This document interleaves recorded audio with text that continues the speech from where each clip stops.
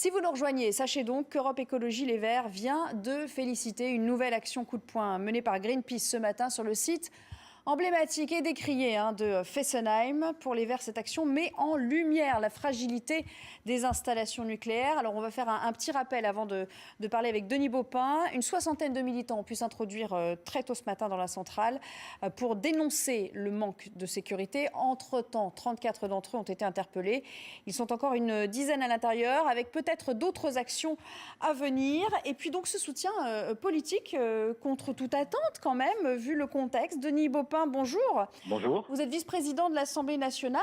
Je cite quand même ce communiqué, un coup d'éclat, une félicitation, donc presque officielle. C'est tout de même assez étonnant pour un parti qui est au gouvernement. Pourquoi ? Nous avons toujours soutenu les actions de Greenpeace et donc nous continuons à estimer qu'en effet, il est légitime que des organisations non gouvernementales attirent l'attention sur les risques. Les militants de Greenpeace sont des lanceurs d'alerte sur le risque nucléaire. Vous connaissez nos positions sur le nucléaire qui sont complètement les mêmes que celles de Greenpeace. Nous souhaitons une sortie progressive du nucléaire.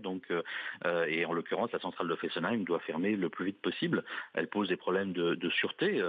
On sait qu'aujourd'hui, s'il y avait rupture notamment du canal qui borde la centrale, qui est 9 mètres plus haut, il y aurait risque d'inondation de la centrale, que nous sommes sur une zone sismique, il y a la nappe phréatique la plus importante d'Europe qui se trouve à peu près à 2 mètres en dessous du réacteur nucléaire. Donc s'il y avait une fusion du cœur, eh bien, dans les 24 heures, la nappe phréatique du Rhin serait très largement polluée et de façon probablement irrémédiable. Par ailleurs, vous avez plusieurs pays voisins qui seraient concernés s'il y avait un accident nucléaire à Fessenheim. Donc il y a toutes les raisons pour que nous soutenions cette action qui permet de mettre de nouveau en évidence les risques de centrale. Par ailleurs, la facilité avec laquelle les militants ont pu atteindre le réacteur en dit long sur les conditions dans lesquelles, si des gens malveillants voulaient faire ce type d'action, ils pourraient le faire.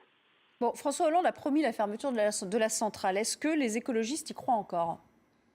Mais il ne s'agit pas de croire, il s'agit de tout faire pour le faire. Et donc, ce sera dans le cadre de la loi future sur la transition énergétique que seront mis en place les dispositifs juridiques qui permettront à l'État de fermer la centrale. Pour l'instant, dans l'état du droit actuel, seul EDF et l'autorité de sûreté nucléaire peuvent fermer la centrale de Fessenheim. Le gouvernement ne peut pas la fermer. Donc il faut modifier la loi.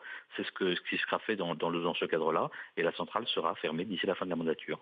Mais tout de même, ce soutien aujourd'hui, est-ce que ça n'est pas à mettre sur le compte des couacs, des nouveaux couacs entre les écologistes et le gouvernement aujourd'hui ? Les écologistes sont au gouvernement, donc il n'y a pas de risque de couac entre écologistes et gouvernement, comme si on était deux entités séparées.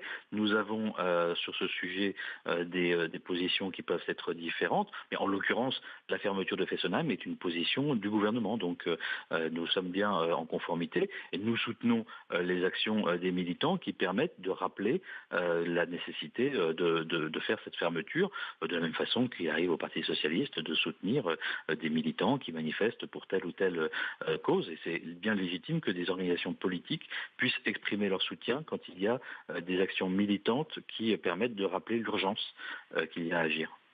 Merci Denis Baupin d'avoir réagi sur l'antenne d'ITélé. On rappelle que vous êtes vice-président de l'Assemblée nationale.